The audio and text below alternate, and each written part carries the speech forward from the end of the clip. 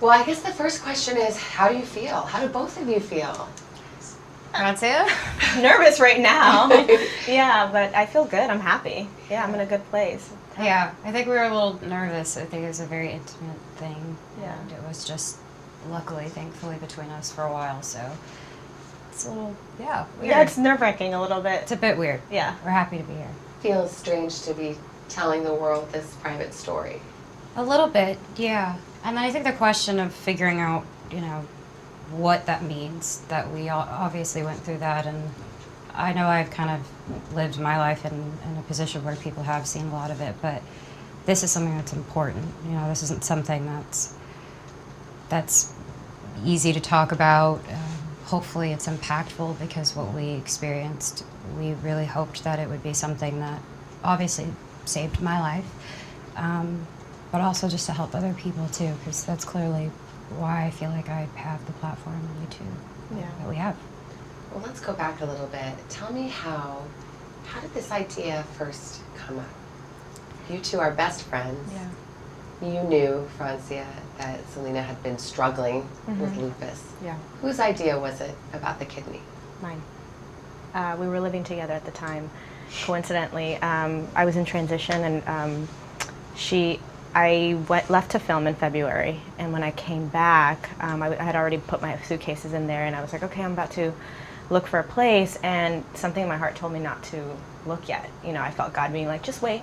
And I actually told her that, and she goes, well, I like having you here, let's just wait it out a bit. And I didn't understand why, because I was so ready to just live on my own. And one day she came home, and she was emotional.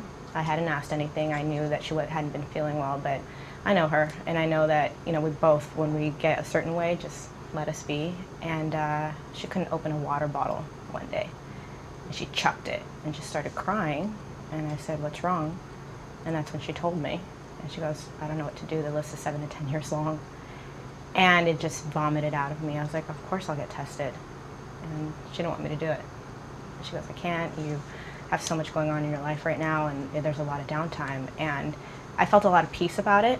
And there was like no question. I was like, I'm going to get tested. You're my sister, of course. And so I called her assistant, and I said, give me the information. I want to do this.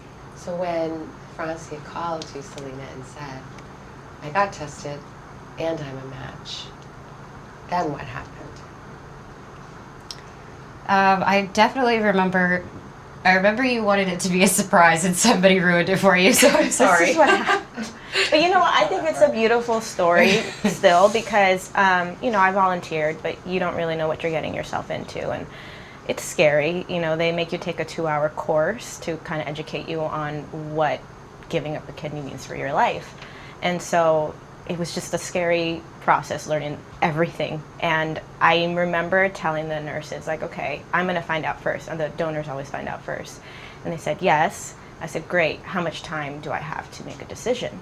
And they said, as long as you want. I was like, I just want to pray about it. I just want to talk to my pastor about it. I just want to feel that peace. So that was like my thing. But I know that in the back of my mind, I would have been like, God, I need a sign. I need something.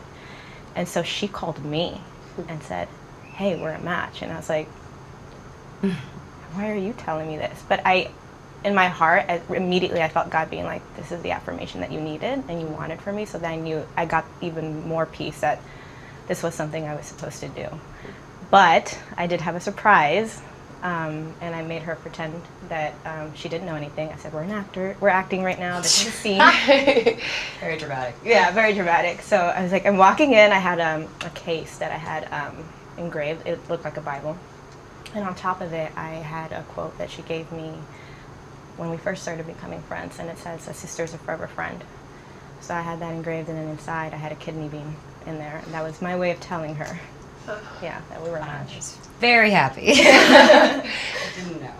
So tell me a little bit about the process, because I think one of the reasons why it's important that we're talking is because there are a lot of people who wish they had a match. Right. Mm-hmm. And there's a huge effort to have people donate if they can. Yeah. And that is an incredible gift to give, whatever the circumstances, whether to a friend or to a stranger.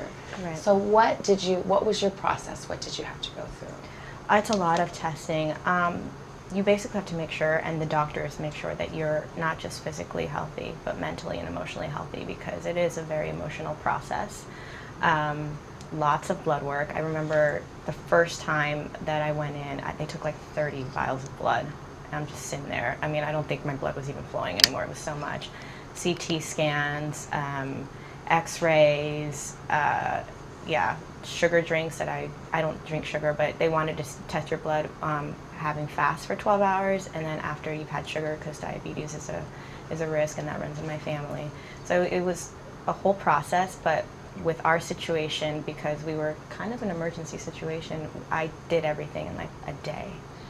And usually the process takes like 6 months.